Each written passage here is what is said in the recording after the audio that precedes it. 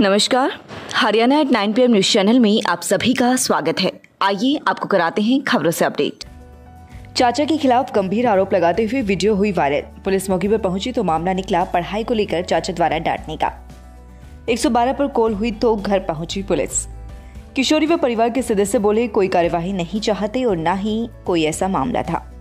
खरखुदा के गाँव में अपने चाचा पर गंभीर आरोप लगाते हुए मामले की शिकायत पुलिस को दी गई है। वह उन्हें अब अपने ही परिवार से जान का खतरा है। सोशल मीडिया पर ऐसा वीडियो वायरल हुआ है जो कि खरखुदा पुलिस के बजाय सापला पुलिस के सामने शिकायत दी गई है, जिन्होंने कहा है कि ये मामला सोनीपत जिले का है, सापला थाने में कार्यवाही नहीं हो सकती। 112 नंबर पर कॉल कर किशोरी व उसकी बहन ने अपनी चाचा पर गंभीर आरोप लगाते हुए शिकायत दी है। इस तरह की वीडियो रोहतक एरिया में वायरल हुई है। 112 नंबर पर हुई कॉल के बाद जब संबंधित खरखुदा पुलिस किशोरी व उसके परिवार के पास पहुंची तो किशोरी अपने आरोपों से मुकर गई। उसके परिवार के सदस्यों से भी पुलिस ने पूछताछ की। उन्होंने कहा कि उसके चाचा से उनका मनमुटाव था। पढ़ाई को लेकर चाचा ने डांट लगाई थी। लड़की की मां ने पुलिस को बताया कि बच्चों का चाचा उनके परिवार के साथ रहता है और बच्ची की पढ़ाई को लेकर कई बार उन्हें डांटता है। इसी डांट फटकार के चलते लड़की ने 112 नंबर पर कॉल कर दी थी, जबकि ऐसा कोई मामला नहीं है।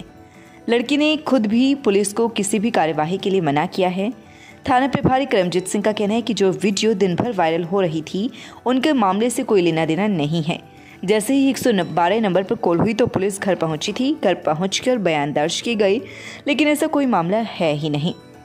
बच्चों को डांटने को लेकर यह मामला था, वह भी पढ़ाई को लेकर चाचा ने डांटा था। फिलहाल ऐसा कोई मामला नहीं है और ना ही कोई इस तरह की शिकायत दी गई है। अगर इस बारे में कोई शिकायत आती है तो पुलिस द्वारा सख्त कार्यवाही की जाएगी। फिलहाल बच्ची व उसके परिवार के किसी भी सदस्य ने कोई शिकायत नहीं दी है और ना ही किसी तरह की कार्यवाही के लिए लिखित या मौखिक कहा गया है। किशोरी के मामले में जो वीडियो वायरल हुई है ये सापला से हुई है। इसमें हमारे एरिया का एक गांव आता है, उसमें बताया गया था कि वहाँ के रहने वाले हैं। वहाँ गांव में जाके किशोरी से, उसकी माता से, उसके भाई से पूछताछ की गई। मतलब पूछा गया भाई आपने इस संबंध में कोई कंप्लेंट देनी है, तो उन्होंने अपने इस बारे में बताया कि हमारी चाचा के साथ मामूली ही कहासुनी हो गई थी और किशोरी छोटी है, 9वीं 10वीं क्लास में पढ़ती है। उसने गलती से वीडियो बनवा दी थी, अपना वीडियो वायरल हो गई थी जो, तो उसने इस बारे अपनी गलती मान ली। उन्होंने लिखित में इस बारे कोई शिकायत नहीं दी है पुलिस को। उन्होंने उसकी माता से बात की गई तो उन्होंने इस बारे में कोई कंप्लेंट नहीं दी। उसकी माता ने लिखित में भी हमें दिया है, कॉल भी हुई थी इस बारे में 10 के अनुमति, तो उसमें भी लिख के दिया गया है कॉल जो हुई थी इस बारे। तो उसने बताया कि हमारी गुड़िया ने गलती से ये कर दिया था, हमारा ऐसा कोई मामला नहीं है। हमारे जो इनके चाचा है हमारे घर पे ही रहते हैं, हम एक ही परिवार में हैं और मामूली पढ़ाई को लेकर, धमकाने को लेकर इनकी छोटी मोटी कहासुनी हुई थी, ऐसा कोई मामला नहीं। सोनीपत के ट्यूलिप मल्टी स्पेशलिटी हॉस्पिटल में नेफ्रोलॉजी डायलिसिस सेंटर का शुभारंभ 28 नवंबर को सोनीपत विधायक सुरेंद्र पवार करेंगे।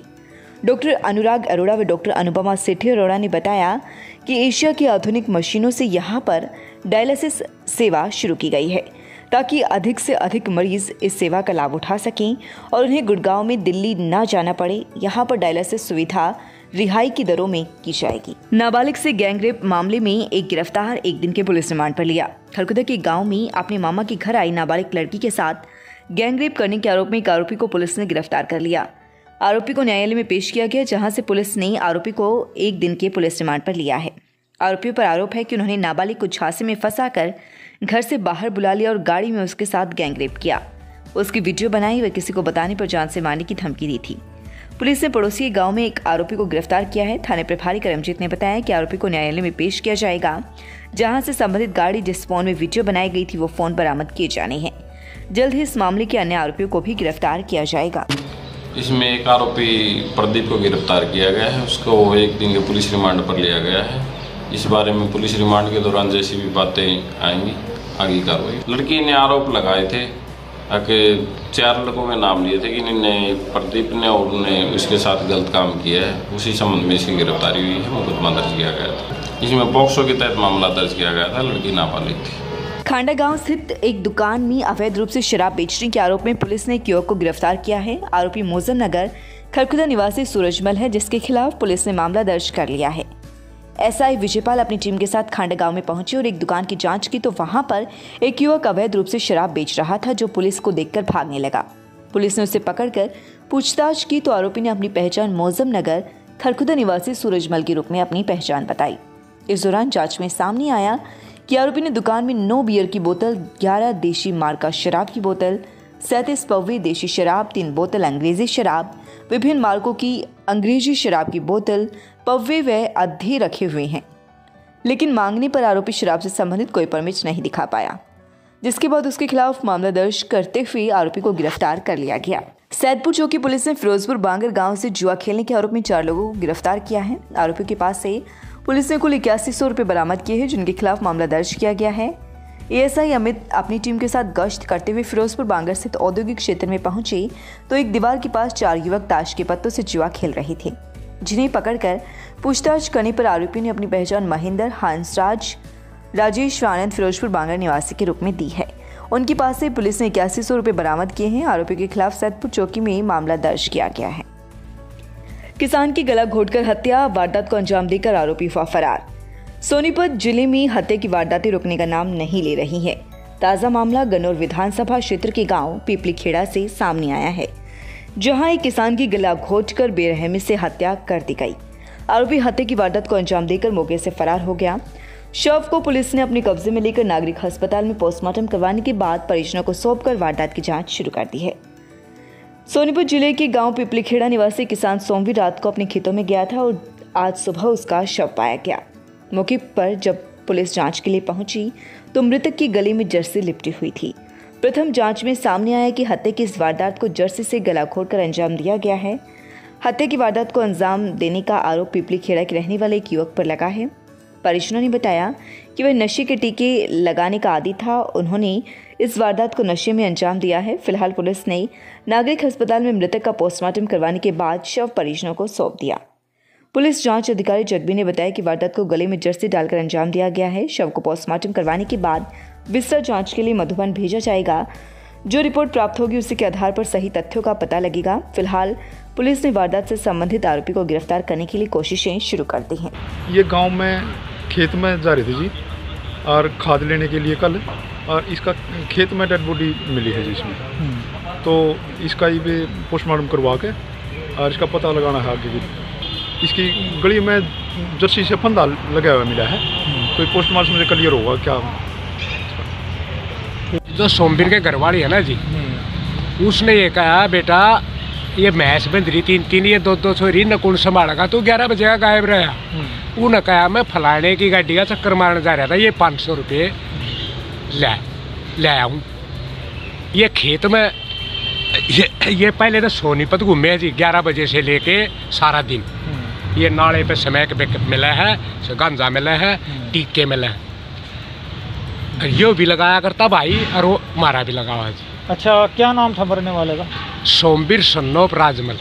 अच्छा, और मारने वाला कौन था? मनदीप सन्नोप जगमोहन। इन्होंने इकट्ठे बैठ कर नशे करे हैं। सोमवीर ने ये कहा है कि भाई तेरे मैंने बहुत दिन हो गए स्मैक प्याते, सल्फा गांजा प्याते, ईब तू मेरे तक खर्चा दिया कर, 3-3 भैंसा का दूध बेचा है तू। तो मार दिया। हाँ, तो बोला मैं गाड़ तो नहीं दे सकता बाबूजी, जैसे भाई ने गाड़ दी है।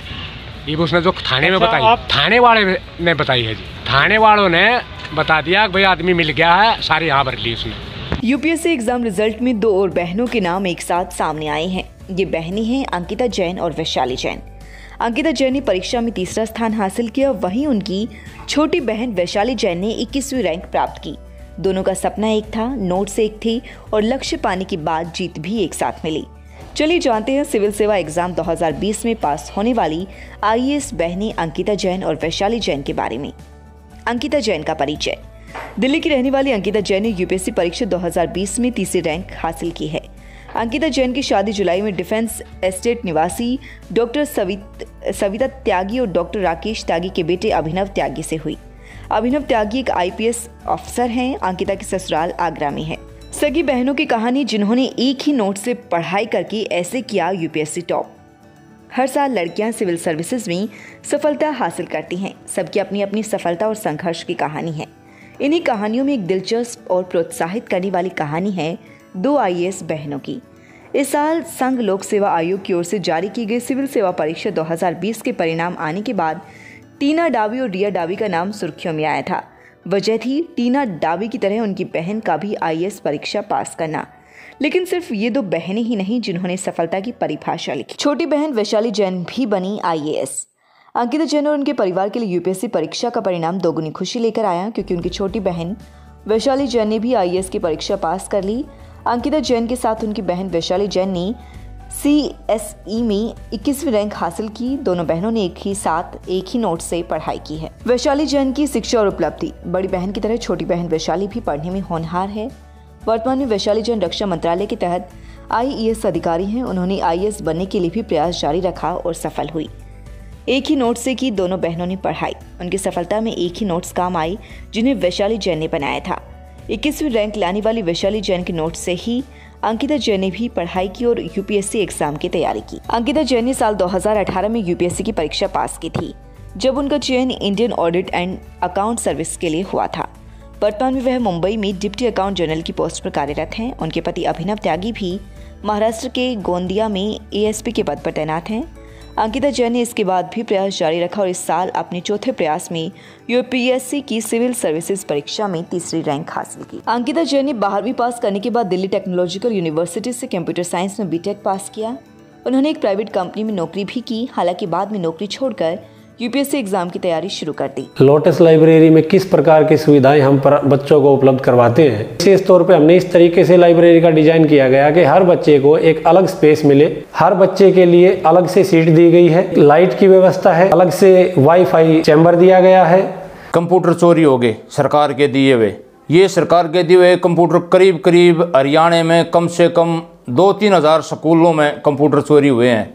मैंने जैसे पता चला अब हमने अपने गांव के पंचायत के फंड से बच्चों के भविष्य को देखते हुए 36 बिरादरी के बच्चों का नुकसान हो रहा है। कंप्यूटर जो है पंचायत फंड से रखवाए स्कूल में। लगातार खबरों से अपडेट रहने के लिए चैनल को सब्सक्राइब जरूर करें। समाचार व विज्ञापन के लिए नीचे दिए गए नंबरों पर संपर्क करें। धन्यवाद।